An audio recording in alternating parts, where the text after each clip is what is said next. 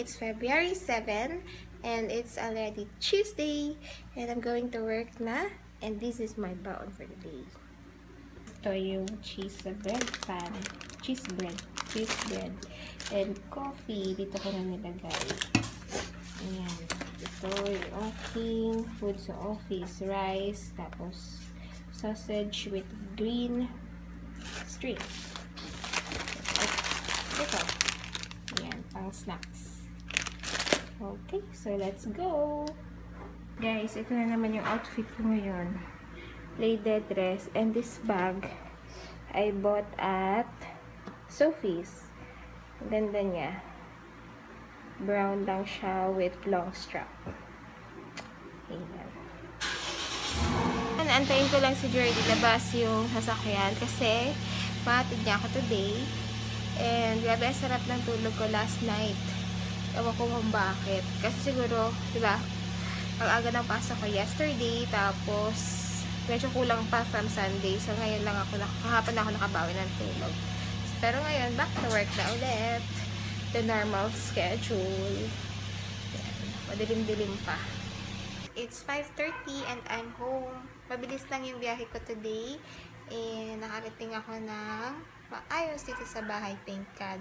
And pakita ko lang sa inyo. Gumagawa ka ng suka. Gumagawa si Tiay ng homemade na suka. Meron siyang ayan, may bawang, sili. Ano pa dito, Tiay? Luya, bawang, sili. Luya. Suka.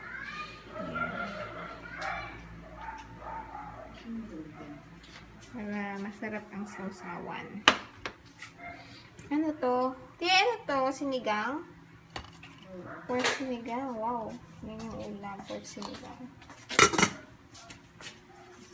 Walang maingay kasi tulog si Jayden nasa taas. Tulog siya. Naku, hindi na naman makakatulog yun mamaya. Kasi maagang natulog.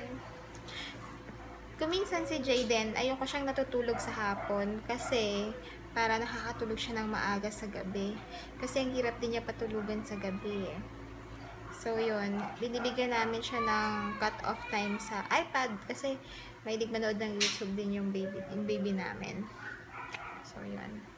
Pero yun, mas mabuti nga din na nagsisiesta yung bata kasi doon daw tumatangkad, diba? Kaso lang yun, hirap siya matulog sa gabi pag nakatulog na siya ng hapon. Pero, kami lang. Tingnan nyo tong hair ko. Medyo nagfe-fade na yung color niya. Sabi ko sa inyo eh, matingkad siya pero magfe-fade din siya eventually pag laging sinashampoohan. Ayun. Yung sinasabi ko ng isang araw, walang treatment tong hair ko kasi magsiswimming kami sa Pangasinan sa 100 Islands sa sa February 17. So that's next Friday na, guys. Sana makapag-vlog ako kasi mahirap mag-vlog pag island hopping. First time ko pumunta sa 100 Islands sa may Pangasinan.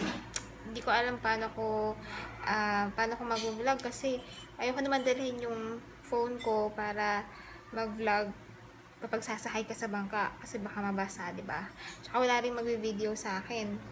Yun. Kasi hindi ko naman sasama yung hobby ko tsaka yung baby ko kasi mahirap pumiyahe ng ganon. So, yun. Tapos ito pala yung bag na nabili ko sa Sophie's. Ayan. Ang cute niya. Maliit lang siya. Kaya medyo kailangan ko magdala ng extra bag para sa baonan ko. Tsaka sa payong kasi hindi kasya lahat dito eh. Kasi pag ako nagdala guys ng makeup, kumpleto. Pag naka-nude lipstick ako, nagdadala ako ng red kasi nga inisip ko baka mamaya kailanganin ko ng red, diba? So yan. Hindi ko maiwan yung iba. Nakailang bawas na ako ng gamit guys pero ganun pa rin, puno pa rin siya. Pero okay lang. Ang cute naman niya. Nasa 1.4 yata to. So 2 gives. So, okay na. Maganda yung mga bag ng Sophie's kasi lagi akong bumibili ng bag sa Sophie's at matibay naman siya. Kaya gustong gusto ko siya. So, yun lang.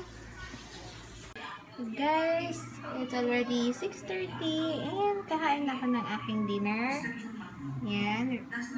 Rice. Yan yung kanina pinakita ko na pork liempo sinigang. At syempre, ito yung pinakamasarap sa lahat at nagpapasarap sa mga ulam, di ba? Yung patis na may kalamansi. Yum.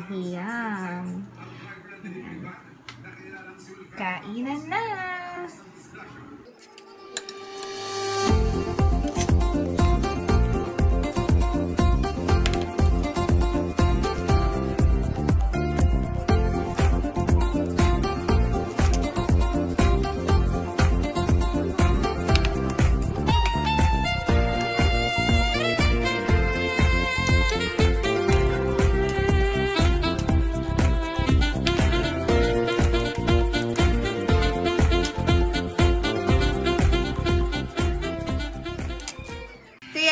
Pwedeng pakibigyan ako ng kutsilyo para dito sa okra. Akit na tibay ko. Ang hirap i-slice ng okra mo. Kasalanan mo yung okra sa'yo, patayin mo. Parang kailangan ng kutsilyo para i-slice ang tigas ng okra.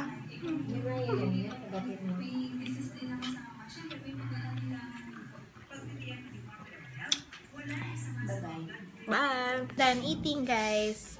Dito lang muna ako sa labas para bumaba yung kinain ko. Papahangin. And dapat kasi daw, diba gano'n, pagkatapos kumain, tayo muna para bumaba yung kinain. Pero, ngayon ko lang naman yung ginawa ulit, guys. Kasi, wala na akong masyadong, hindi na ako masyado nagaganon. Hindi na nga rin ako masyado nag-exercise. Pero, hopefully, makapag-exercise this weekend. Tingnan nyo to. Ang cute na to, oh.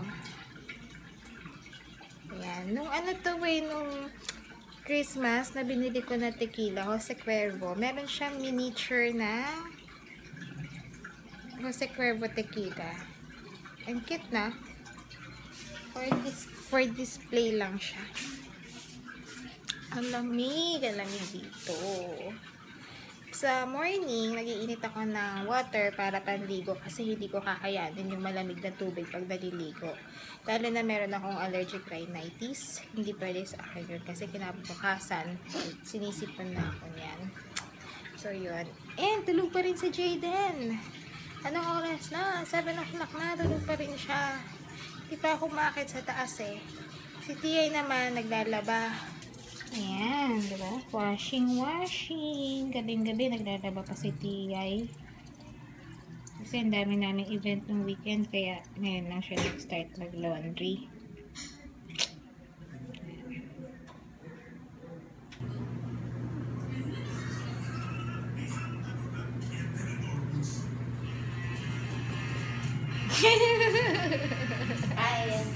Ito lahat yung laman ng bag ko.